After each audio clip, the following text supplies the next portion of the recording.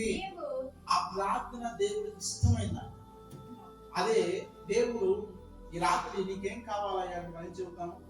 తెలుస్తుంది ముందు అప్పులు ఉన్నాయా, కుటుంబ శోధనలు ఉన్నాయి, కుటుంబ సమస్యలు ఉన్నాయా అని చెబుతాం. తెలుస్తుంది చెబుతాను.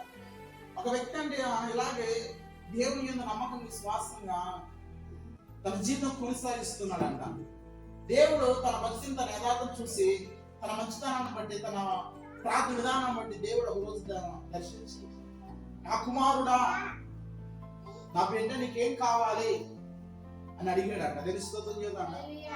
ఆ వ్యక్తి చూడండి, నేను ఎంత దూరం అయితే రగెత్తుతానో అంత అది కావాలన్నాడంట. ప్రైజ్లా హల్లెలూయా. ఏమన్నాడంటమ్మా? నేను ఎంత దూరం అయితే వెళుతానో, లగెత్తగలనో అదంతా నా స్వాధీనం కావాలి అన్నాడంట. దేవుడు ఇచ్చిన మాట తప్పుతాడు? ఎప్పటికీ తప్పు. మనమన్నా తప్పుతాము, దేవుడు తప్పేవాడు కాదు. సరే, ఎంత దూరం లగెత్తుతావో లగెత్తాను, వరకున్నావు కదా, నీకు నేను ఇస్తా, నువ్వు నా బిడ్డవి, నా కుమారుడివి, గడుగుచున్నావు కాబట్టి అతను లగెత్తడం స్టార్ట్ చేశాడంట. అసలు ఆగట్లేదంట. హల్లెలూయా. అసలు ఆగట్లేదంట. ఎందుకు ఆగట్లేదు? నేను ఎంతో లగెత్తితే అదంతా దేవుడు ఇస్తాను కదా, అదంతా నా స్వాధీనంగా. దేవుడు బిడ్డలను ఆశలు వచ్చా, ఆశలు ఉన్నారు కానీ తెలుసుకోతున్నా, అత్యాశ ఉండకూడదు అంటారు అప్పుడప్పుడు పెద్దలు. తెలుసుకోతున్నా ఆశ కూడా ఒక హద్దు ఉండాలి. వాస్తవమేనా? హల్లెలూయా. ప్రతిరోజు సన్నపు నారపు వస్త్రాలు ధరించుకున్న వ్యక్తి ప్రతిరోజు కూడా హాయిగా జీవిస్తున్నాడు. మరణించాడు, ఏమన్నా తీసుకెళ్ళాడా? మనుషులు బాధపెట్టారు. ఇంకొక వ్యక్తి ఉన్నాడు, ప్రతి తన ప్రాణము తినుము, తాగుము, సుమించుము, తను వేసిన పంట అభివృద్ధి పొందుతుంది, ఉన్నటువంటి వాటిని కూడా విప్పేసి ఇదిగో ఇంకా గదులు నెప్పిస్తుంది.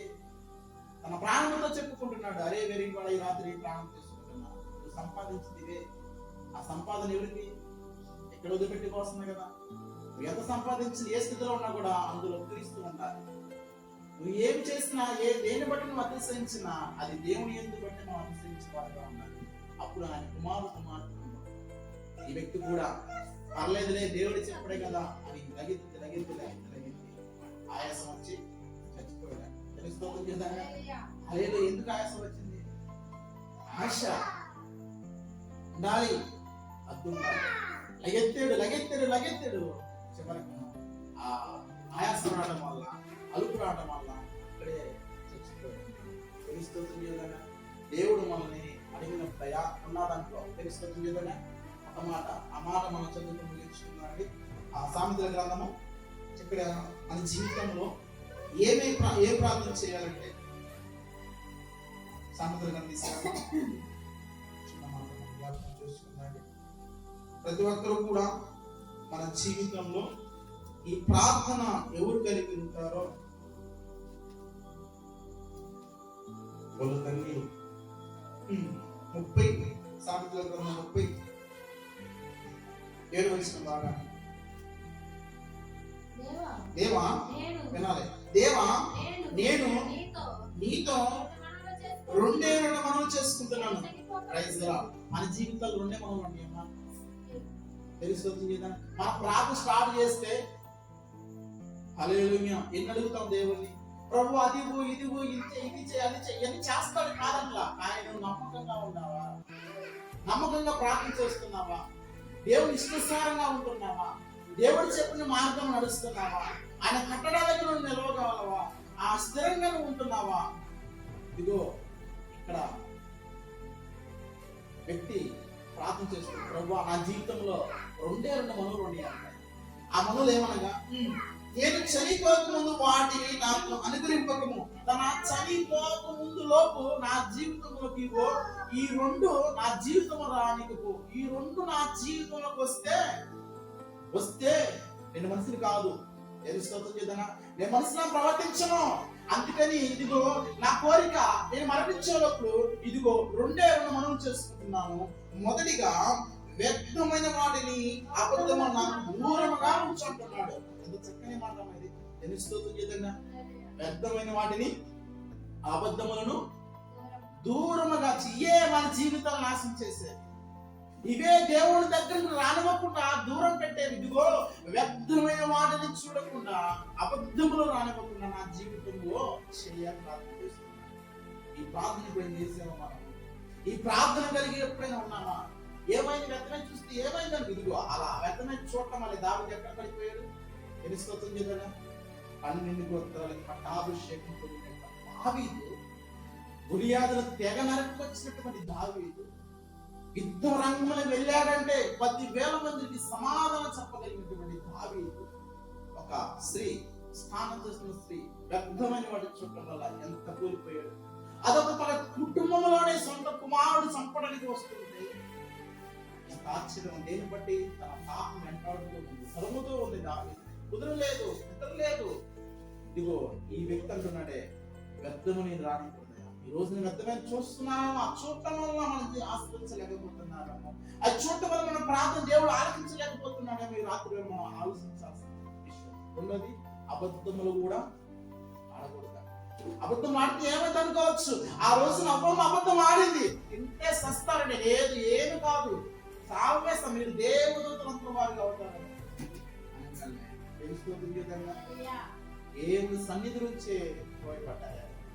తెలుసుకోవడం చేద్దా మన జీవితాలు. ఇదిగో నువ్వు ఉదయం లభిస్తావే అయ్యా, ఈ రోజున ఆయుష్ ఇచ్చావు, మంచి ఆరోగ్యం ఇచ్చావు, అందుబట్టి స్తోత్రం, నా కుటుంబం సంతోషం నుంచి. కాబట్టి మేము మళ్ళీ సాయంత్రం వ్యర్థమైన చూడకుండా, వ్యర్థమైన మాటలు మా నోటికి రానివ్వకుండా అని ప్రార్థన చేయాలి. దావీదు చేశాడు, సొలొమోను ప్రార్థన చేస్తాడు, జ్ఞానం కొరకు ప్రార్థన చేసి మనము కూడా ఇవి రానివ్వకుండా మన జీవితంలో. తర్వాత వ్యర్థమైన వాటిని అబద్ధమైన దూరంగా ఉంచుము, పేదరికమైన ఐశ్వర్యము కూడా నాకు వద్దు. పేదరికం వస్తే ఏమైంది? ఐశ్వర్య స్థితి తెలుసా? ఐశ్వర్య స్థితిగో వాడున్నాడే, ప్రతిరోజు సన్నపు నారపు వస్త్రాలు ధరించిన వ్యక్తి. ఆ యొక్క వ్యక్తి జీవితంలో ప్రార్థన ఉందమ్మా, ప్రార్థన చేసినట్టు ఉందా, ఎక్కడికైనా సహాయం చేసినట్టు ఉందా? ప్రతిరోజు ఇంటి ఎదురే కూర్చుంటాడు దరిద్రం లాజరు, ఏదైనా సహాయం చేస్తాడేమో కడతాడని ధనము ఎక్కించుకున్నాడు, ధనము జీవితంలో తెచ్చుకున్నాడు, అధికారం గర్వాన్ని బట్టి అతిశయించాడు, చచ్చిపోయాడు, మనుషులు బాధ పెట్టారు. అక్కడ పాతాళంలో కేకలు వేస్తున్నాడు, ఎవరు పట్టించుకున్న నాదులు లేడు. మనము కూడా ఐశ్వర్యాన్ని ఉండాలి, తనకి తగినంత వారికి ఎక్కువ ప్రేమించు. పేదరికం కూడా వద్దాం.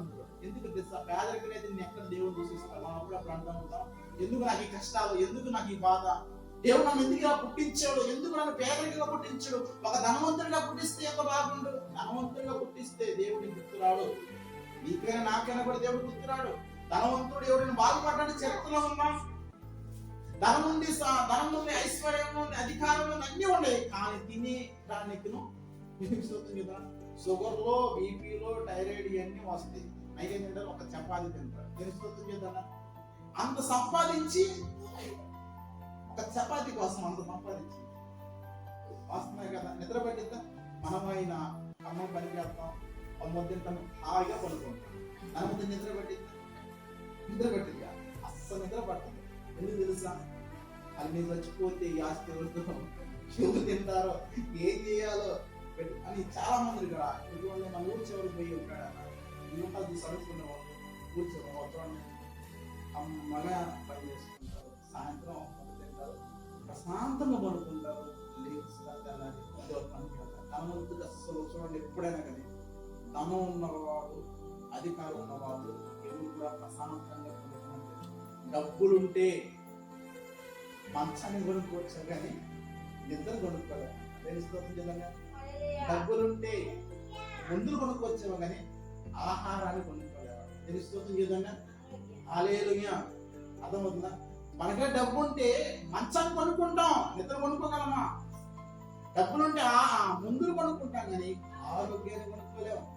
మనకి ప్రశాంతంగా కావాలంటే దేవుని కాడికి వస్తే నీకైనా నాకైనా కూడా ప్రశాంతత, నెమ్మది, ఓర్పు, సహనం, మంచి నిద్ర దేవుడు వెలుగును మనకి నీకును అందరికీ అనుగ్రహిస్తాడు. దేవుడి కొద్ది మాటలు దీవించి ఆశీర్వదించి ఆమేన్.